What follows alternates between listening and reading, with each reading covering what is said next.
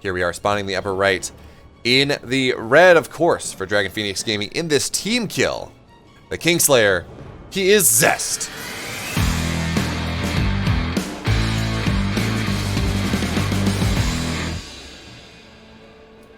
And his opponent on the bottom side of the map in the blue here against his teammate.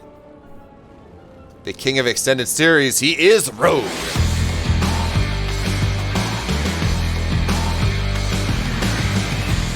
And man, that's absolutely like a terrible, it's the king of extended series, but it is true. Rogue, I don't believe, has ever lost a offline best of 7. Hey, man, that stat might even go on to best of 5s. I'm not totally sure. But anyway, and I don't know when Stats and Zest joined the army. Really, what, you have to do it by the time you're 28, I think. Is it 26 or 28, something like that? I'm not totally sure. But the reason TY is going to the army this early, right? Because well, he doesn't have to. He's not being called in like Parting was, although Parting got an extension. The reason TY is going for the army right now is that he can go into the civil police force. Oh, okay, really? But yeah, the reason TY is going right now is he can go into the civil police force instead of going into the main army. And we all remember, of course, that was what Byeon did. Byeon went into the police force, and that meant he could go. He ended up, going home at the end of the day, and as a result, well, that meant he was able to keep practicing StarCraft over that year and a half. So I think that's what TY is going to try to do. And apparently, there are rumors that civil police force option is going to be done away with. So, well, he's going to try to take advantage of it while he can. As, hey, look, for a moment here, Rogue, he lost the pro micro battle. He was mining inefficiently compared to Zest. Oh, wow, Zest is 28, really? Huh. I mean, I guess I shouldn't be too surprised, but I don't know. It feels like all the players are always young, but remember there was a time when we were first getting into esports and StarCraft and all that, the argument was like, yeah, once you're like 20, you're not good at StarCraft anymore. And then it kept going, the age kept going up and up and up, and then we're like, ah, yeah, 28, okay, stats is not all that old, it's fine. But yeah, of course, Cynical Death. Yes, Hyperion is better than Raynor, is better than Cyril, is better than everyone. He's actually the world champion. Because I don't know if you all saw, there was a unofficial, or the greatest upset list of all time. And, number 1 is Hyperion 2-0ing Raynor in a qualifier, I believe. Göttingen. That means, or Göttingen. I guess that means I still have a chance to be a pro StarCraft 2 player. I was born in '96. I got 2 years. Actually, that's not even true. I mean, look, Zest was a Brood War player, played by the name of Wookiee, and he certainly took advantage. Well, he certainly did well for himself. He certainly was playing very early. Oh, wait, was that recent then? Huh. Yeah, I'm kind of sad the next qualifiers weren't, I'm kind of sad that the next qualifiers weren't really broadcast anymore. Now this Oracle will fly on in, and 4 drones will go on down, which is fairly nice, actually. Generally, it's like 1 to 2. Even with the queens there, but Zest with his fantastic Oracle Micro will be able to stay alive. And yes, he will be slightly delayed on his third base. Generally, you won that at 350, but the Zerglium run-bys did force that difference. And actually, no, Zest... Okay, there we go. Third Nexus is on the way. Never mind. Did Wardy broadcast the qualifiers? Huh, I didn't see it. Shows what I know. I was busy watching other stuff. Really, I was busy doing controls work. I'm a PhD student, so... I actually, for these Ignition qualifiers, I'm really messing my schedule up. It means I'm just working later into the night so I can make this happen. But it's worthwhile because we get some fantastic games, and I get to hang out with all of you. So, certainly, I'm not complaining about that one. It's D-Depths. We'll find their way on in, and that is a disgusting spot right there behind the mineral line. That is a, yeah, you're not gonna die anytime quickly when you take that spot there. That is insane. Imagine that as a cannon rush.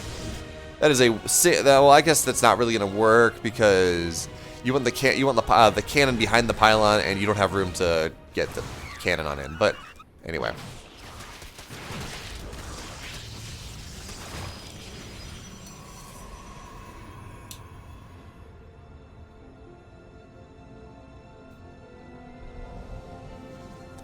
Yeah, I was trying to see whether I could leverage connections to try to see whether there was some way I could cover the next tournament in June. But unfortunately, I'm going to be moving then, so I won't really have the time. I'll be moving down to Texas, so I won't really have the time to cover that anyways. But Zest, he's going for a stats build, which is funny because we just saw stats play in game number 1.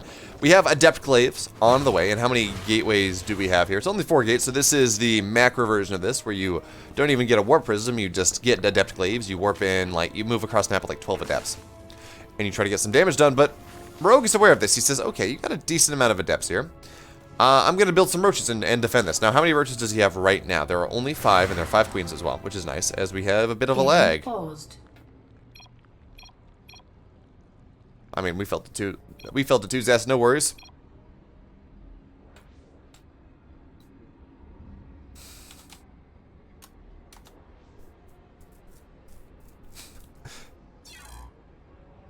Oh man, that is real bad lag there for Zest. I mean, luckily we can resume from replay, if that is going to be an issue.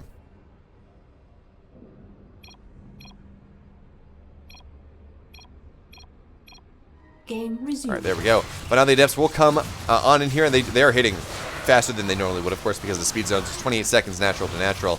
But with all of these roaches, I mean, the Adepts can't really take this fight. I mean, they're taking a somewhat decent one. Now they're going to find their way into that. Really there's a lot of room back there. That is really disgusting.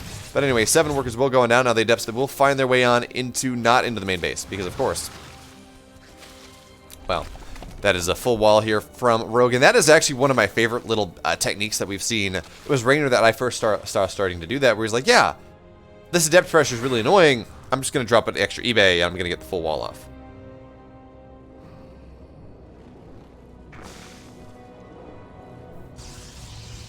So, of course, behind this, Blink is on the way, +1 is on the way, a couple additional gateways, and we will see Zest get ready for some sort of Blink Immortal timing. That being said, Rogue, he is getting active on the map. He does have roach speed done in 20 seconds. He will have +1 rather soon, but no, he's just going to get a 4th base on the way here, going in up to Hive as quick as he can. I mean, maybe this is Swarmhost deck. Actually, you know what? I would love Swarmhost deck in this game, because Zest doesn't really have a lot of AoE options, right?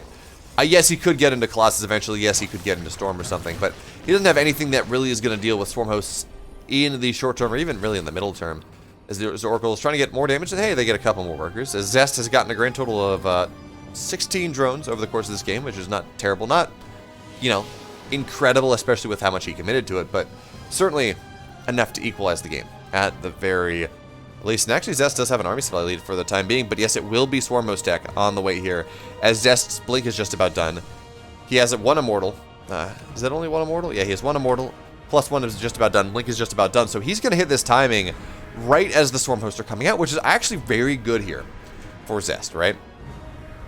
Because if you can take the fight to the Swarmhosts at their on their side of the map, then you can very easily go on in there. And they release their Locusts, then you go back. And you wait out the time period, and then the Locusts or the Swarmhosts are not doing any damage to you. Meanwhile, of course, the Adepts will find their way on in. 2 Swarmhosts were forced to actually already blow their load there, but the Adepts, they're going to shade on into the main base anyways. And Zest, it looks like he's found his timing. So what do we have? How many Swarmhosts are fully loaded here? It looks like it was 4 Swarmhosts are going to go on in, and Zest is going to keep taking this fight here. But now, well, the Stasis Trap actually is not going to get the Locust, but these Adepts are doing tremendous work here. 20 workers have died, and that's, oh, there we go. Now the Locusts are going to go on in, and they will trigger that Stasis Trap. So not really a whole lot here. Not a lot of Locusts, and that means Zest can take this fight. There's just not, yes, there's some army supply here for Rogue, but it's not going to be nearly enough as the Biles are going to go on down here. Stalkers blinking forward. Of course, they do have +1. They are very powerful. But now the Locusts are on the way, and that does mean that for the moment here, Zest will be forced on back. And despite this timing that Zest found, that it looked like he was going to have a really good timing here, it doesn't feel like it's working all that well for him. He's just not really able to leverage that timing nearly as powerfully as he would like. He's down 27 army supply. He has not been able to break the 4th base. And yes, Rogue is notionally trading a little bit worse. I'm actually really surprised Rogue is able to keep holding this, because, I mean, look, he just lost 20 workers as well. But I guess that being said, this is a game of attrition at this point, as Zest is going to look to trade as efficiently as possible to make sure that, well, eventually Zest is, or Rogue is going to run, or Zest is going to run out of money. Oh, look at this. This is fantastic. A couple Stalkers on the high ground will siphon off the majority of these Locusts, so the Locusts really won't be able to take the fight, so that means the Stalkers on the low ground can take the fight here. Yes, some Locusts on the high ground are firing, but the force fields are going to be rather nice. And the Locusts, they're not really going to be able to fight for any significant portion of their time here, but that being said, the Roaches will find their way on top of things. And these Stalkers are just not fighting well. This is Rogue. He's just going to swallow this army up whole, despite Zest doing everything right.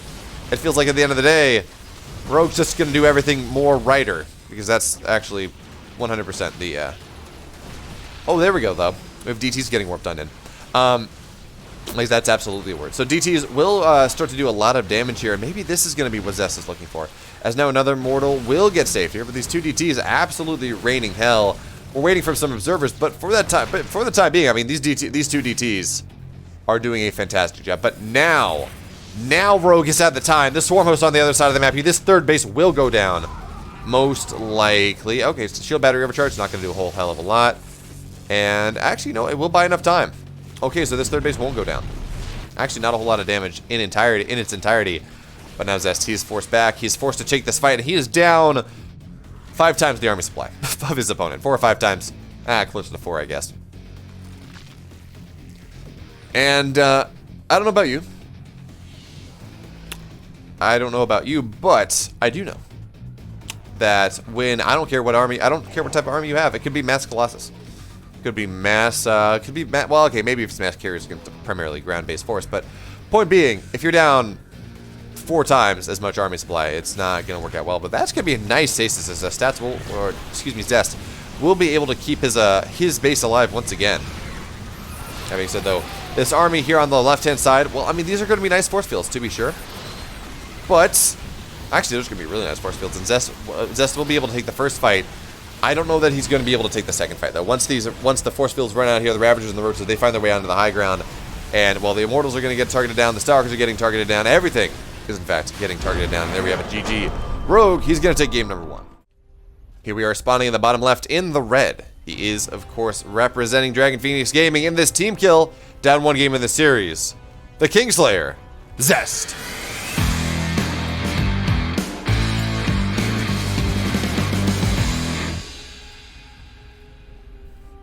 And his opponent in the bottom right in the blue, representing Dragon Phoenix Gaming as well, taking game number 1 in a fantastic hold. The Zerg player, Rogue.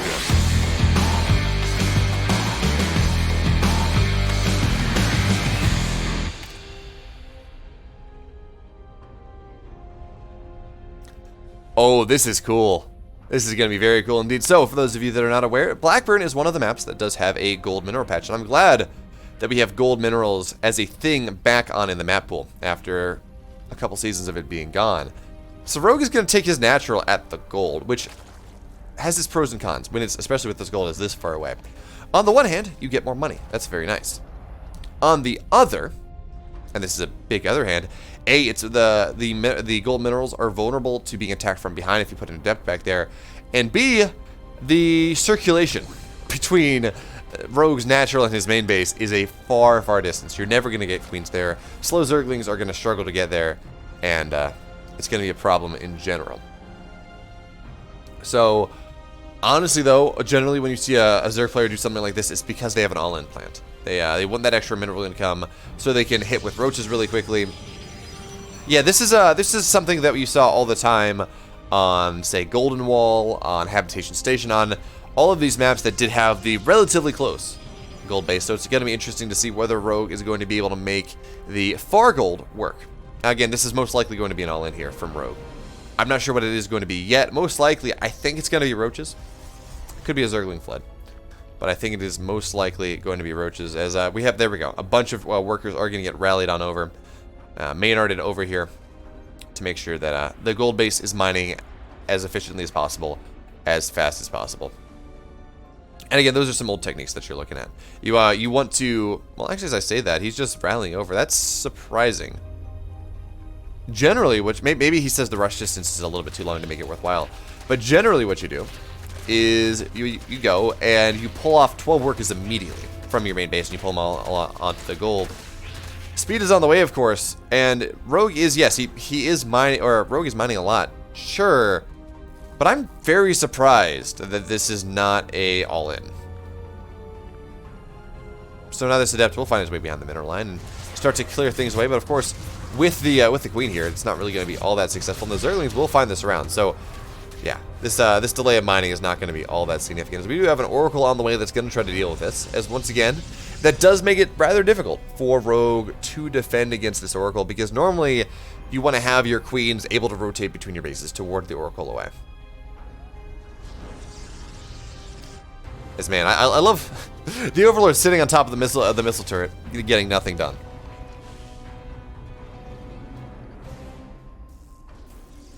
You'd think the missile turret would shoot down everything in the sky, but that is not the case. Now, the Oracle will be scouted here, and that's going to be rather nice here for Rogue, as he tries to figure out what he needs to do to make sure that he stays safe here, that he really is able to take advantage of what he's got. Now, that Observer, or excuse me, that Overlord will get targeted down, but now, oh, these Zerglings, okay, they won't get on in here. The Stalker, actually, okay, they're going to commit on top of this Stalker. I don't know about that, of course, not with the Adept here behind things.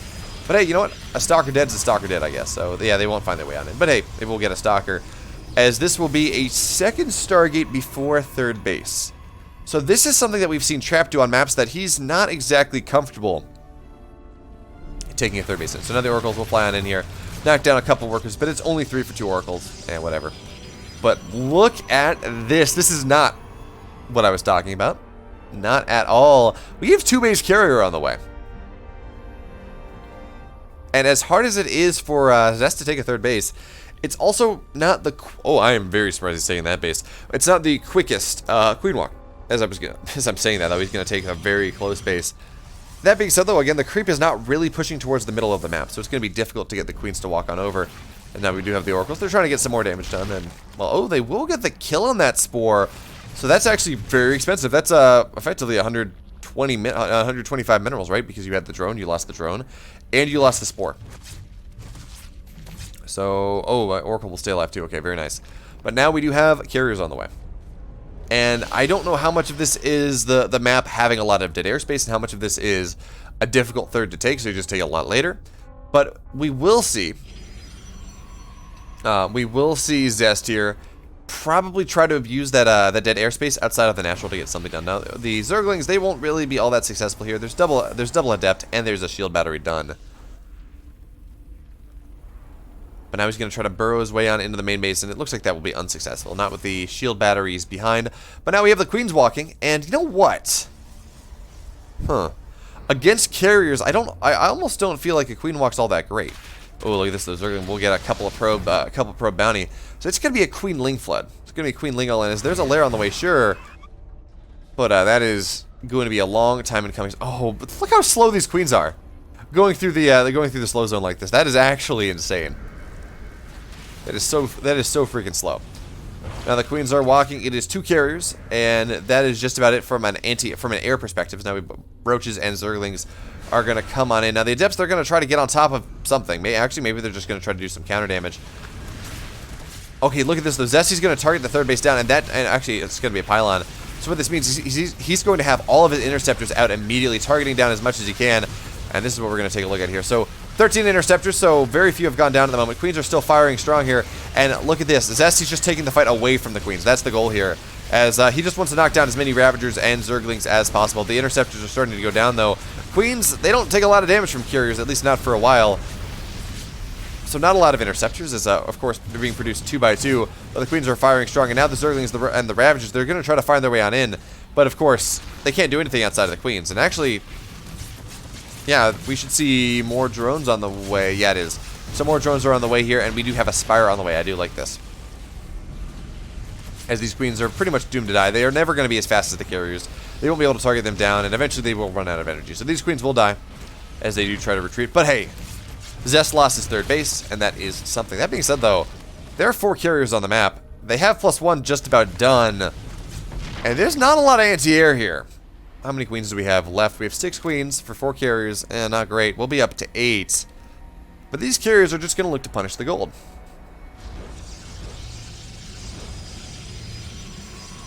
Now, these Zerglings, once again, will be able to deny this third... Oh, come on. You can deny... That's only 2 org. You can deny that third base. There's a... Rogue, come on. There we go. We're all going to go back on in, denying that third base. But meanwhile, we have the carriers on the other side, and there's just not enough sports here. There are not enough queens for this to be really impactful. Yeah, the queens are actually just going to get found out.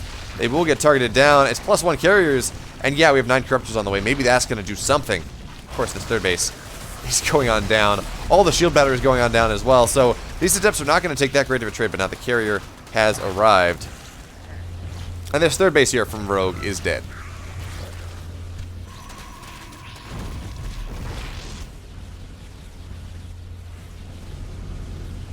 But I mean, we do have 12 corruptors on the way, and 12 corruptors against 4 carriers. That's starting to be acceptable here, as long as the corruptors don't die as they rally on out. But actually, yeah, 2 of them will go down very quickly. Now we have the recall. Third base though, it's not dead, and that's a big deal. Rogue on equal worker counts with the Protoss player, but again, he will have a fairly significant income lead as he does have his third base. He is able to mine off of 3 bases that his opponent is not.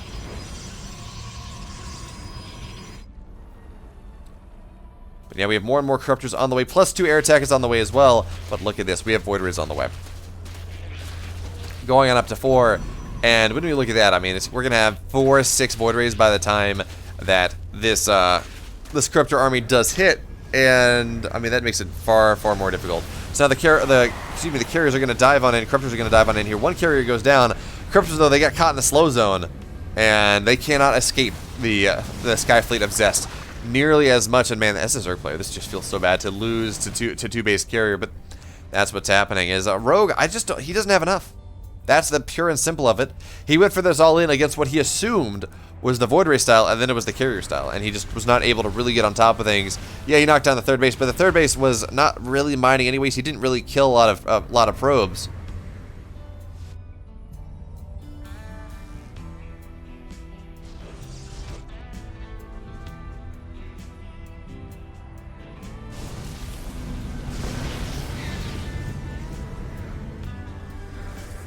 Oh man, I love this from Zest. This is actually the first time I've seen that base get taken, as Zest is going to take the pseudo island base. Now we will have well, look at this. Every time the corruptors try to take a fight, yeah, it's just not going to work. GG Zest. He's going to take game number 2 with 2 base carrier. So what's going to happen here in this series? We've seen what's happened in this series. What's going to happen in this game? Right, Rogue tried to go for something with the gold build. Did not work out in the slightest. I mean, it would have if it was a double Stargate build, but that's not what that build was. Sorry, if it was a double Stargate Void Ray build. But that's not what that build was. And of course, this is a longer map. It is a more choked off map. I think the 3rd and 4th base here for the Protoss player are going to be much easier to defend. Much more in tune with a Death Aura, right, or a Manticide than, say, a Blackburn. So I think this will give Zest license to go for that 350 third build, double Stargate build, most likely.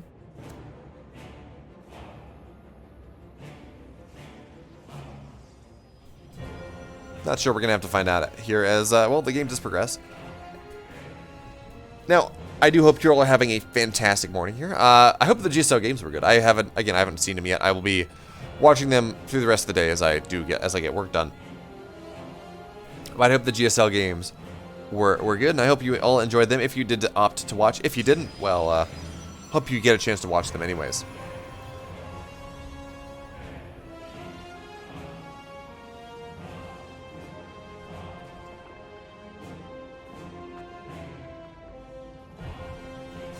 There we go. Stargate is on the way, and next what we're looking at is, will this be a 350 third base?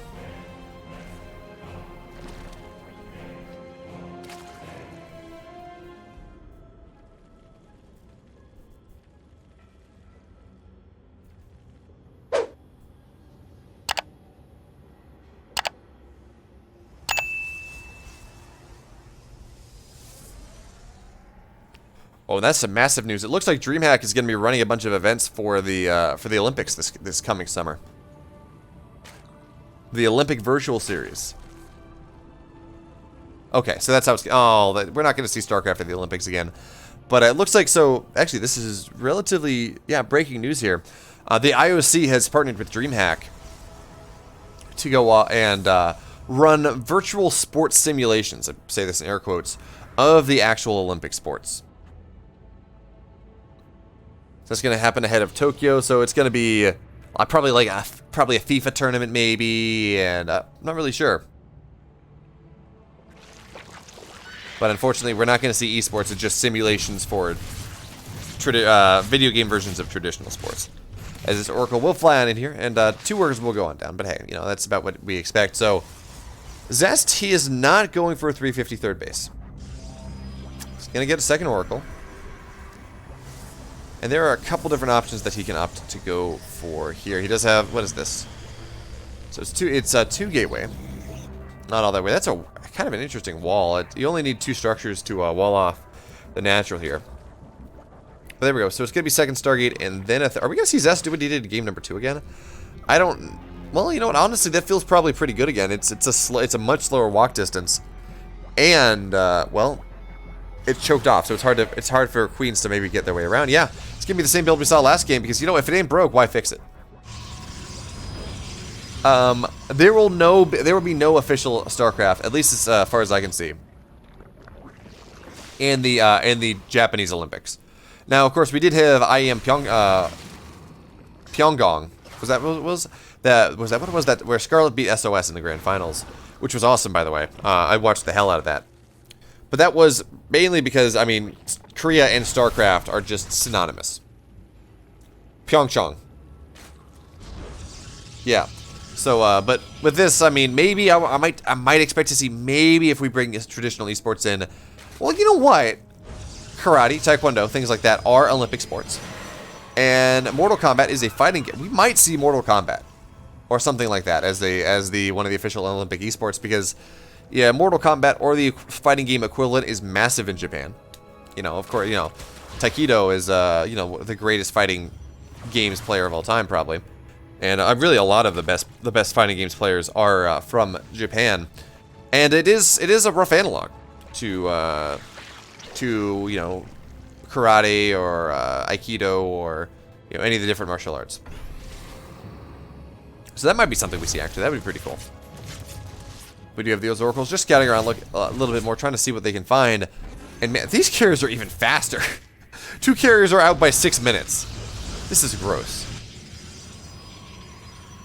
But now Rogue, he will get a scout on out. Actually, he's going to see it anyways, even before the observer does go on in. And there we go. It's going to be a quick spire. Rogue, he's not going for the queen walk all in that he did in game number 2. And that does give him a little bit more leverage here. But now, hey, you know what? Here's the thing. And this is what makes this build a little bit scary. This is a build we used to see a good bit more. Oh, what was the map? It had dead airspace right at the very middle, right outside of the third bit. Was it, I forget what the map was called. But what happened there was you'd see this double carrier build, this double Stargate early build. And the carriers would go on in there, they'd sit above the dead airspace, and they would just kill off, they would just target things down and try to kill as much as they could. It forced a reaction, it just never really felt good for the Zerg player. But now, the carriers are going to cancel this 4th base. And, well, we're going to see some spores die as well, as these queens really don't have a lot of transfused energy. So, 1 spore goes down, a queen goes down as well, and these carriers are just, I mean, honestly, this feels like a battlecruiser build. This is pretty cool with how Zest is playing this. Now, he does not have a recall for a good bit longer, but spores continue to try to do what they can, and again, spores, they burrow and then the carriers just kill them. So more and more queens are going to get targeted down, and spores, well, they're just going to find, or carriers, they're just going to find the dead airspace.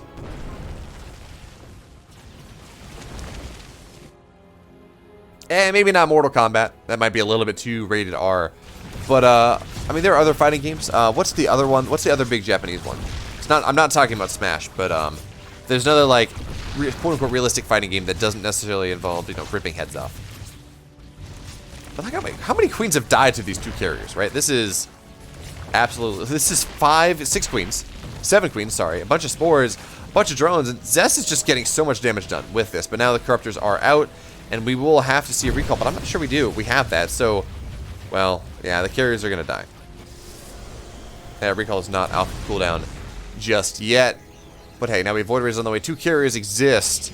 Plus one air attack is just about done. The Corruptors, they're going to look to move across the map. Maybe, just maybe, knock down the air army from Zest before it really is able to get going. Street Fighter, I guess. Yeah. Street Fighter is what I'm looking for. You say Rogue's dead, but honestly, if Rogue can just go knock down the entire Skytoss army here, maybe he's got a chance. But no, there are Void Rays out there as +1. These are +1 Void Rays. They're going to have Flux Veins very soon. So 1 Void Ray does go on down here, but with the 2 carriers and the 3 Void Rays, well, this is a difficult army for Rogue to fight. That being said, it looks like he's going into Roach Hydra behind this. And I kind of like that. If he can reset the air army just a little bit, then when he goes into Roach Hydra, there's not going to be enough carriers, there's not going to be enough Void Rays that are really going to be able to dissuade the army of Rogue. So now once again he's going to dive on in here, but we have more Void Rays on the way, and the Corruptors are not trading all that well. Yes, losing those 2 carriers for the 11 drones and 7 queens and 2 spores. Yeah, that was a very good trade there. I think he got a couple of overlords as well, so very good trade there for Zest. As noticed, Rogue is kind of all in. He's only on 67 workers. Yes, he has a 4th base, but he's only on 67 workers. And that does mean that as long as Zest is able to hold out here, as long as he just builds enough Sky Toss, he is going to be in a very good position. Now, we do have a 4th base here from Zest that is going to get piled down. Most likely, it's just going to die. But actually, that being said, we do have cannons. They're going to pop on up in time. But now, oh, this is getting a little bit dicier here, as a bunch of roaches will find their way on in. The wall is going to get targeted down. And, well, Void Rays are fast. Carriers are certainly not.